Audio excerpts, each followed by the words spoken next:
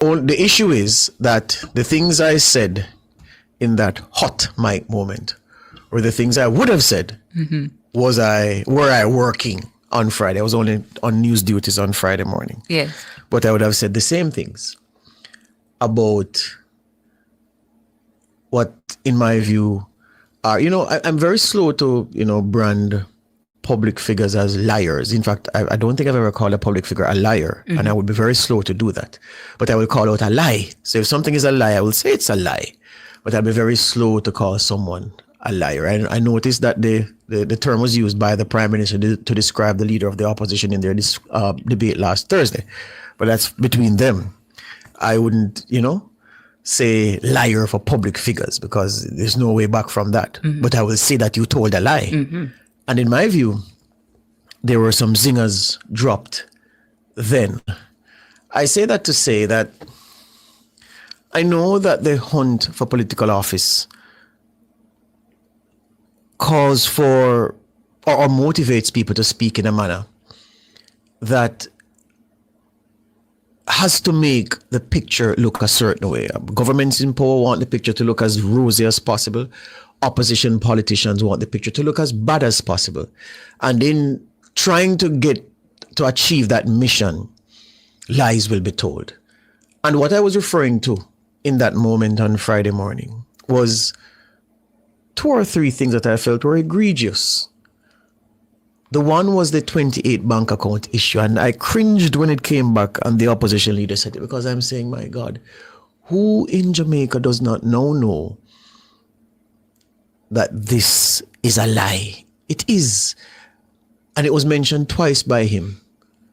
And I know it is a lie because I wrote the story breaking down which account is for whom and everything. So I know. So that's one.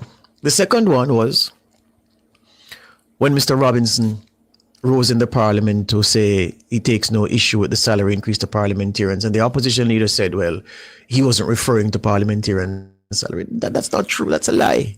He was referring to parliamentarian salaries. Yeah? So those are the 2 egregious ones for me. On top of that, I've heard the opposition with this argument about 2 things. One, Mr. Bunting has taken to saying, and other members of the opposition, that the last 2 years under the Holness administration, in their move to decouple the government from the success in fighting major crime. So the opposition say it's only the police. I've never heard this before in my life, that a police in a country, democratically ruled, achieves successes and it has nothing to do with the government. But that's what the opposition say. Okay, so they've decoupled the government from that in their effort to say it's just the police alone. To say that the last 2 years, so it will be 24 and 23, more Jamaicans have been murdered under Holness's watch, or on Holness's watch and the JLP's watch, than any 2-year period before. That's not true. And I spent the weekend looking for the numbers, and I got a spreadsheet from the JCF with the numbers, and it will show that in 2023, the homicide number at the end of the year, and I have to stress number in the distance because some of those listening don't understand number different from rate. So they mix up murder rate and homicide number and run Ghana town and talk all kind of foolishness because they don't understand. So the homicide number at the end of 2023 was 1,405. At the end of 2024, it was 1,146. Simple addition, 6 and 5, 11, 1, carry 1, 4, 1, 5. So that's 51, 4, 1, 5, 5. So it's 2,551 for that 2-year period. And they say that in no 2-year period has more Jamaicans been murdered than those 2 years. They say the last 2 years of the Holness administration. Obviously not talking about this year because this year is on course to be a record, and I'll come to this year shortly. But I said that that's not true because when you go to 2004, 2005, 2004, 1,471. 2005, 1,674. Now, if I'm telling you that 1405 and 1146 under Holness is lower than 1471 and 1674, 2004, 2004, and 2005, then I don't need to add them up to show, because one is over 3,000 and one is 2,551. And the graph I have here is from 2001 up to August 31 this year. Nicely spread out month by month. So the argument that in the last 2 years, more Jamaicans have been murdered under this administration than any 2-year period in any previous administration is a lie, because 2004, 2005 comfortably eclipses that.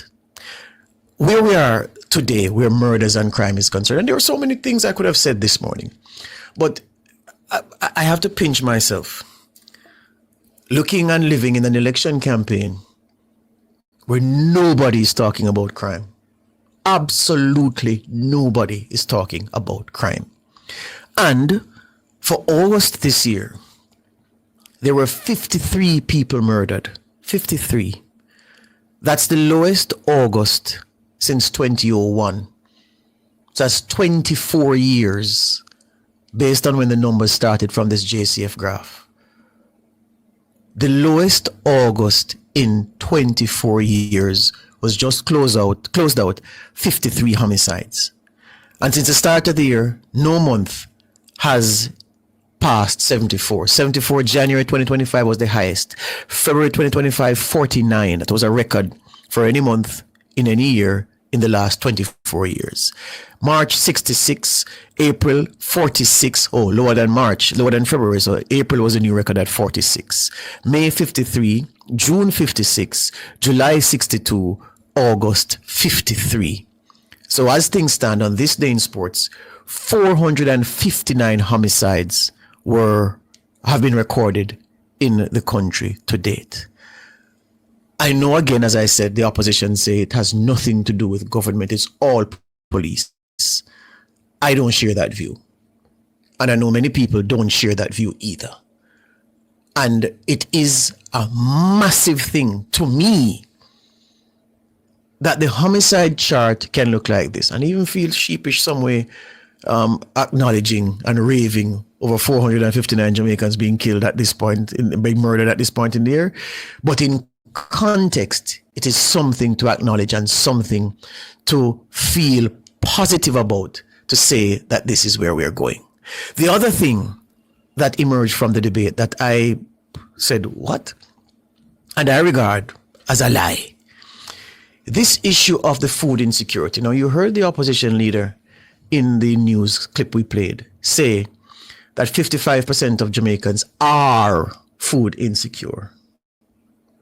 And I know the opposition leader knows the language very well, the English language, very, very well.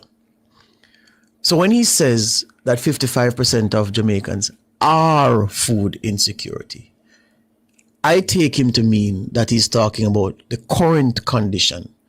That today, on this day in sports, yesterday, the day before, and the day before, and the days before, which is why he can say now are, and this is something the opposition says a lot. Is that true?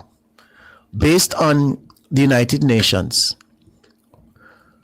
Latin America and the Caribbean Regional Food Overview of Food Security and Nutrition for 2024, the 55.1% quoted by the opposition leader was true for the period 2021 to 2023. That's when the study was done.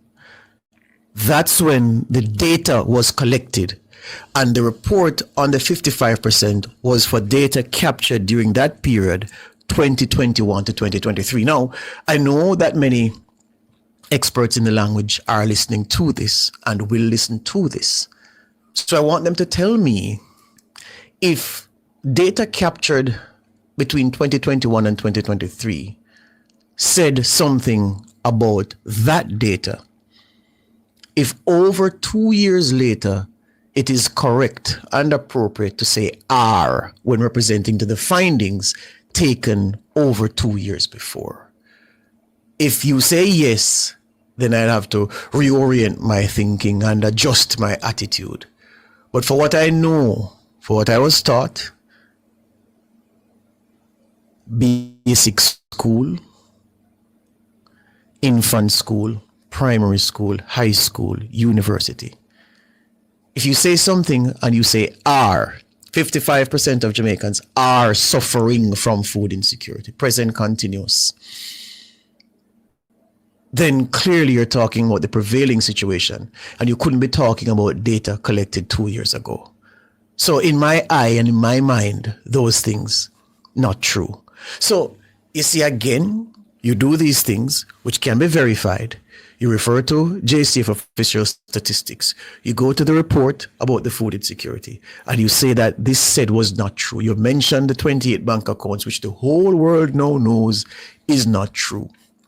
These things came up, and people will say, you highlight it because you are biased. You highlight the truth. You tell me, you give me accurate information because you're biased. Never in my life have I seen these things, but I'm seeing them now and I'm absorbing.